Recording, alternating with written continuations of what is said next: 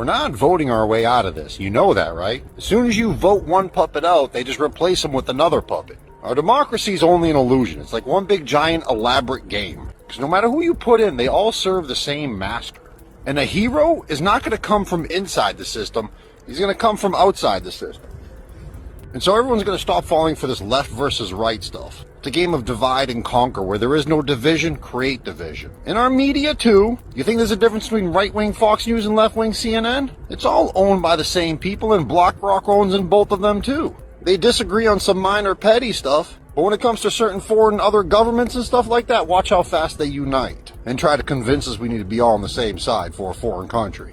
Our politicians are not going to save us. It's up to us to save ourselves. But before we can do that, everyone's going to stop falling for these stupid games over and over again. The system is not going to save us. The system is rigged. We need to change the system. And we need to rely on each other to do that. Don't let them divide us with illusions. Stay united.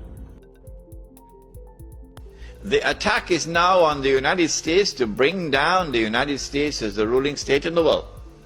But in the process of bringing it down, the United States has some very important work to do for Israel. I can identify tonight two very important things that the United States has to do for Israel. There are many more, but there's no need to do more than simply two. In order for Israel to succeed the United States as a ruling state in the world,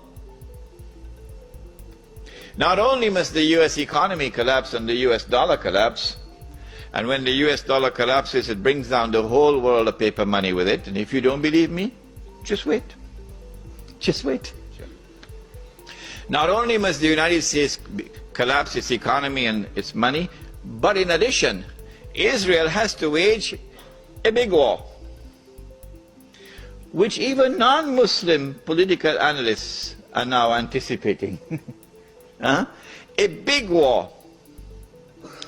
Even Jews now within Israel, I'm getting emails, even Jews within Israel, Jewish academics who are up in opposition to the Sharon government, they are now understanding that there's something big about to happen. And they're warning the world about it. Of course, it's too late now. Israel has to wage this big war, which is already planned long ago. And the territory of the state of Israel will dramatically expand.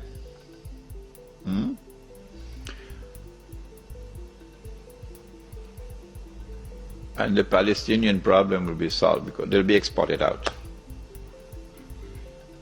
That is the massive human rights crime that the Israeli academics are now anticipating and warning the world about.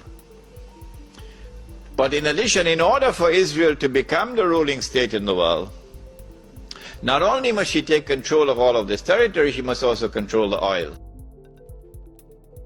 Have a look at this image that was seen on the uniform of an Israeli soldier. Look closely. What do you see? You see Palestine, Saudi Arabia, Syria, Iraq, Lebanon, Egypt, and a small part of Turkey. And next to it is written, the Promised Land. What does this mean? Have a look at this.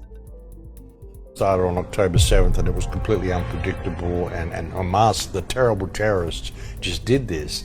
I mean, Hamas is a creation of Israel out of a necessity to push back against what Israel was doing.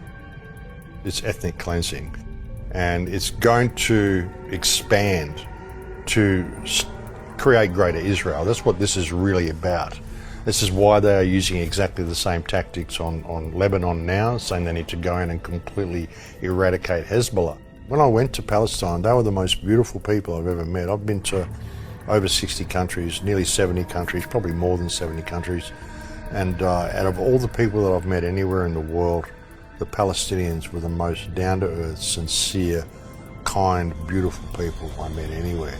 Israel is going to continue to do what it does because it has the support of our governments.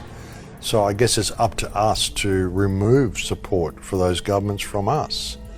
This is what I said even when I became a Palestinian activist back in 2012, that I put a lot of focus on Israel. Then I realised that you're not going to heal it by focusing on Israel. You've got to focus on the fact that our governments are controlled by these people, and that's who's funding it or allowing it to happen. Like you say, all the bombs they're using are US bombs. It's got to stop. It's really got to stop. They've killed, like, I think the newest estimate is like 180,000 civilians, like, in Gaza. So it's like, yeah, 1,200 people is bad, but like they've been whining about it for a year, and it's kind of like the example I give is like, you know, if you get robbed in Compton, that doesn't mean you carpet bomb Compton. You know, if there's a school shooter, you don't blow up the school because there's a bad guy in there. So this idea of like, oh, well, there's a bad guy in the hospital, so we're going to blow up the hospital and we're going to kill a bunch of civilians. It's like, it's just, you know, and I think people realize this, and they've got tons of babies with like gunshot wounds to the head, like direct to the heart. It's like not an accident. You don't accidentally shoot a baby in the head twice. You know, it's like, and so they're targeting civilians, they're targeting children, they're just fucking blowing up hospitals, blowing up mosques. Like, it's absurd. And I think like when they sectioned everybody off into Rafah, and then they went in there and fucking bombed Rafah, the refugee camp, I mean, for me, that was it. That was just like, you know what, fuck these. Like, I've had it. I know it's obviously going to be bad for me to say anything about them because they fucking have so much control, and everybody that does, like, well, look at what they did to fucking Kanye. I mean, Candace, the moment she said anything, they fucking fired her from her job. Like, you see what they fucking do. I mean, they destroy people. They destroy their fucking, you know, finances, their reputation. They try and throw them in jail. Like, so it's fucking terrible. But at some point, like, you got to stand up and be like, fucking enough. You know, enough is fucking enough. Gas has discovered natural gas off the coast of Gaza. The natural gas is spread over 1.4 trillion cubic feet.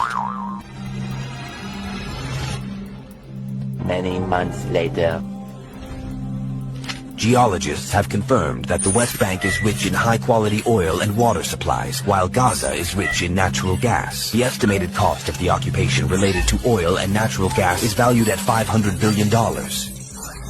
Till now, Israel has successfully occupied and controlled water and oil resources. Currently, there are plans to develop Gaza's maritime gas field, as announced by Netanyahu in June 2023.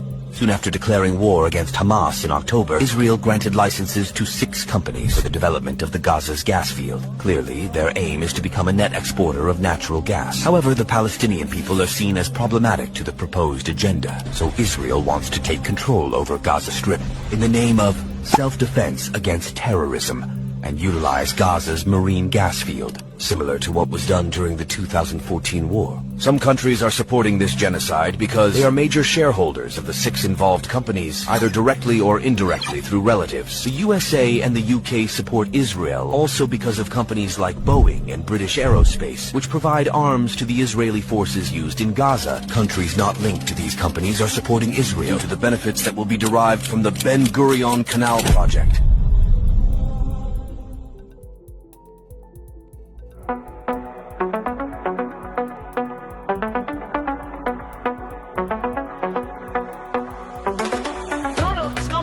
You free, bringing the light for all to see. No more tunnels, no more fear.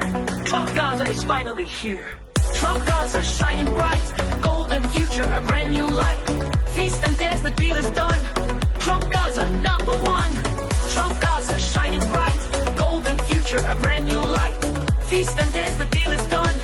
Trump Gaza #1. We have an opportunity to do something that could be phenomenal. And I don't want to be cute, I don't want to be a wise guy, but the Riviera of the Middle East, this could be something that could be so bad, this could be so magnificent.